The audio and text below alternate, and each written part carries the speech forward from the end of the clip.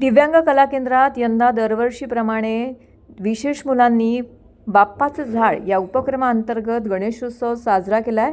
खरं तर इतर मुलांप्रमाणे या दिव्यांग मुलांना देखील गणेशोत्सवाचा आनंद घेता यावा याकरिता निमंत्रक अर्थातच अभिनय गट्ट्याचे तसेच दिव्यांग कला केंद्राचे प्रमुख असलेले किरण नागती यांच्या मार्गदर्शनाखाली या ठिकाणी गणेशोत्सव सुरू करण्यात आलेला आहे। विशेष म्हणजे या ठिकाणी बाप्पाचं झाड या संकल्पनेअंतर्गत इको फ्रेंडली पद्धतीनं हा उत्सव या ठिकाणी साजरा करण्यात आला।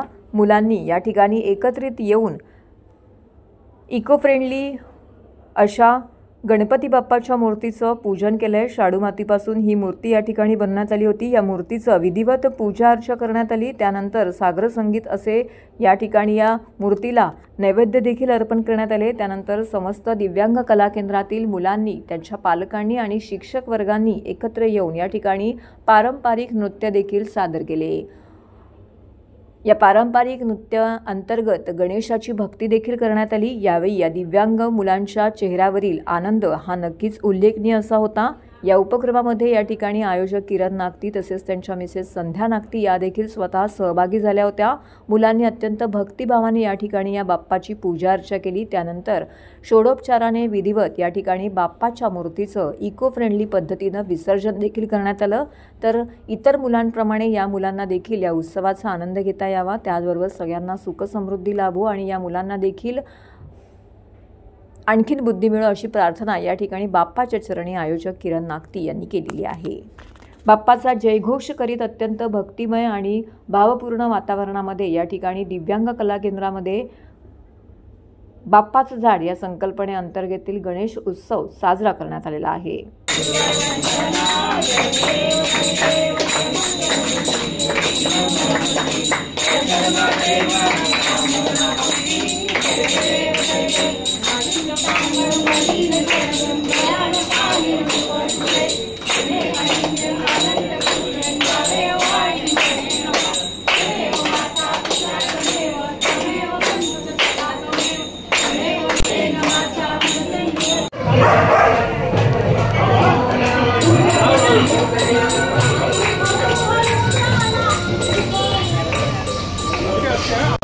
मागे ना लाभेश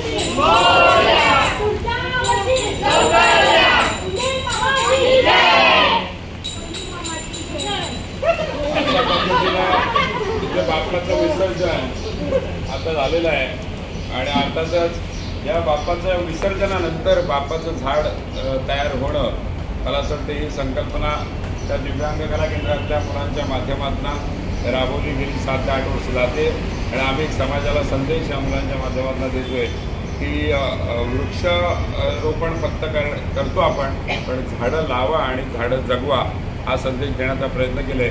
मला असं वाटतं प्रत्येकानं जर अशी लाल मातीची मूर्ती आपल्या घरी आणली आणि अशा पद्धतीचं विसर्जन केलं तर मला असं वाटतं प्रत्येकाच्या घरात एक बाप्पाचं झाड तयार होईल। गणपती बाप्पा।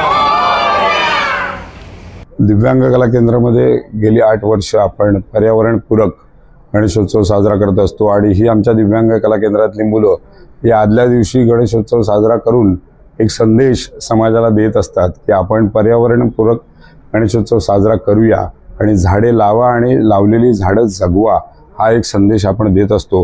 आणि बाप्पाचं झाड नावाची एक संकल्पना आपण गेल्या 7 ते 8 वर्षापासून सुरू केलेली आहे. म्हणजे तुम्ही बघाल तर लाल मातीची ती बाप्पाची मूर्ती असते, त्याच्यामध्ये तुळशीच्या बिया असतात आणि आपण नंतर विसर्जन इथेच करतो आणि त्या मातीतून जी रोपटी तयार होतात ते बाप्पाचं झाड असतं. आणि मला असं वाटतं ही एक वेगळी संकल्पना घेऊन, आज समाजाला गरजेची संकल्पना घेऊन ही सगळी आमची मुलं इथे गणेशोत्सव साजरा करतात. त्यांच्या हातानेच विधिवत पूजा होते, बाप्पाचं आगमन होतं आणि विसर्जनसुद्धा इथे होतं.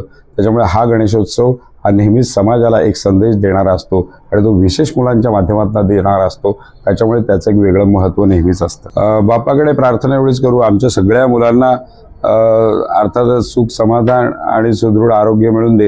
आणि त्याचसोबत आम्ही सगळेजण दिव्यांग कला केंद्राच्या माध्यमातून एक प्रार्थना करू की महाराष्ट्रातल्या प्रत्येक गोरगरिबाला, प्रत्येकालाच एक सुख समाधान आणि सर्वात महत्त्वाचं म्हणजे निरोगी आरोग्य मिळून दे.